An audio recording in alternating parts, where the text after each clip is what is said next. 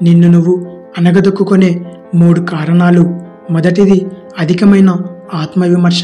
నువ్వు చేసే పనిని బట్టి నీ చుట్టూ ఉన్న వాళ్ళు ఏమనుకుంటారో అన్న భావన. నలుగురిలో ఏదైనా మాట్లాడితే ఏమైనా అనుకుంటారేమో అన్న అభిప్రాయం. ఇదంతా నిన్ను నువ్వు ఆత్మవిమర్శ చేసుకున్నట్టే లెక్క.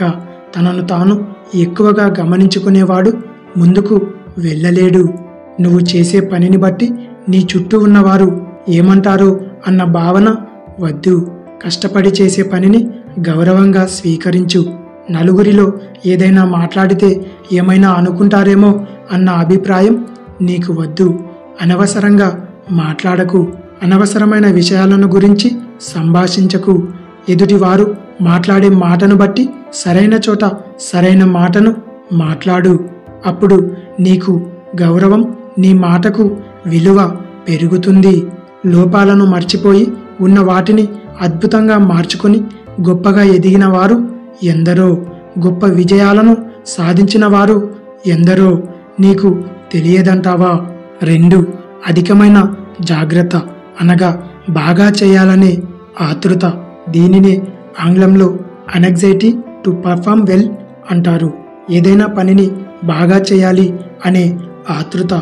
ఆతృత వైఫల్యానికి దారితీస్తుంది.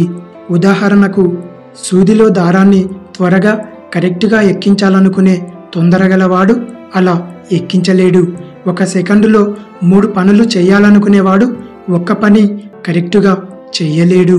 ఒక సన్నమూతిగల సీసాలో నీటిని త్వరగా కరెక్టుగా పోయాలనుకునేవాడు ఎక్కువ నీటిని బయట పోస్తాడు. బాగా చెయ్యాలనే ఆతృత అపజయానికి దారితీస్తుంది. 3. స్వీయ స్పృహ అనగా తనను తాను ఎక్కువగా గమనించుకోవడం. దీనినే ఆంగ్లంలో self consciousness is really others consciousness అంటారు. అంటే ఎదుటివారు నీ గురించి ఏమనుకుంటున్నారో అని ఎప్పుడూ పరిశీలించడమే అన్నమాట.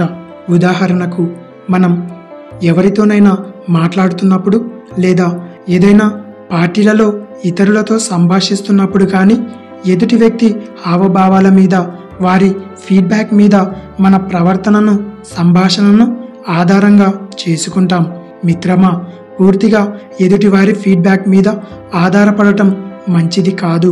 ఎదుటివారి ముఖ కవలికల్ని మనం అంతర్గతంగా గమనిస్తూ మన మాటల్ని మనం మార్చుకుంటూ పోవాలి.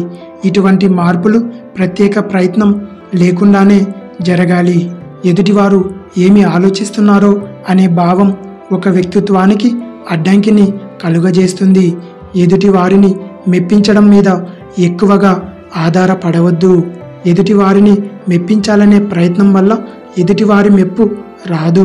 ఎదుటివారి మెప్పు అవసరం లేదనే భావంతో ప్రయత్నిస్తే మెప్పు వచ్చే అవకాశం ఎక్కువగా ఉంటుంది. మిత్రమా, ఆఖరిగా ఒక్క మాట. మీకు ఎప్పుడైనా ఎదురయ్యే పార్టీలలో కానీ సంభాషణలలో కానీ మీకు తృప్తినిచ్చే నడవడిక కోసం ఇలా మాట్లాడండి. మొదటిది, ప్రత్యేకంగా ఏం మాట్లాడాలనుకునే దానిపై ఎక్కువ ఆలోచన వద్దు. అవసరమైన చోట మాట్లాడుకుంటూ వెళ్ళండి. 2. నీ మాటను బట్టి నిన్ను నువ్వు విమర్శించుకోవద్దు. 3. మామూలుగా కంటే కొంచెం గట్టిగా మాట్లాడండి. 4. ఇతరులపై నీకున్న ఇష్టాన్ని వారికి తెలియనివ్వండి.